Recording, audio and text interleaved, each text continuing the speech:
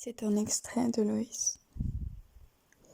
La maison n'avait qu'une seule règle, ne pas ouvrir les volets. Au-dedans, il fallait apprendre à se satisfaire d'un monde en stries de lumière. Un monde de fentes qui ne se laissait saisir qu'en de fugitives horizontalités, tout au plus des cicatrices. Un seau rouge, une bouée baleine, un paréo soulevé, l'averse qui approche. Il ne devait pleuvoir que 3 ou 4 fois dans l'été, mais c'était toujours des jours de joie, et la seule exception de la seule règle, le droit d'entr'ouvrir un volet, se prendre une bouffée de pain mouillé et rire de la foule précipitée. Une glacière ouverte au gravier, un parasol emporté à travers la pinède, de longs nuages gris qui roulaient sur la mer.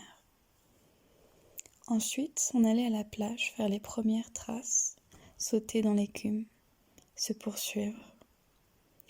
Loïs aimait danser en sous-vêtements. Il y a des sons qui me restent de ces premiers étés, des interférences qui couvraient toujours la clarté. Les branches au-dessus de la maison, la chute des pommes de pin, les tapis d'épines sèches, les sandales plastiques sur l'écume, les souffles des grands-mères. Cela fait maintenant des années que je n'ai vu la mer, ni allumé de feu, ni laissé le sel et le soleil ronger ma peau. Mais parfois cela me revient en rêve. Je me débats avec les draps comme avec le déferlement et me réveille momifiée, les jambes et les bras d'une terrible raideur, le cœur qui bat.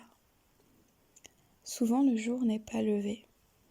Il ne baigne qu'une poisseuse splendeur et je fais couler un bain, la joue entrouverte sur l'épaisseur du béton mouillé.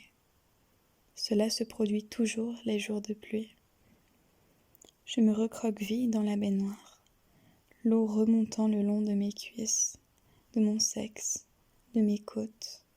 Puis, lorsque le souvenir dégorge, la maison blanche s'effondre en un caveau, une onde court sur la pinède, l'outrance s'émacie à même la flamme.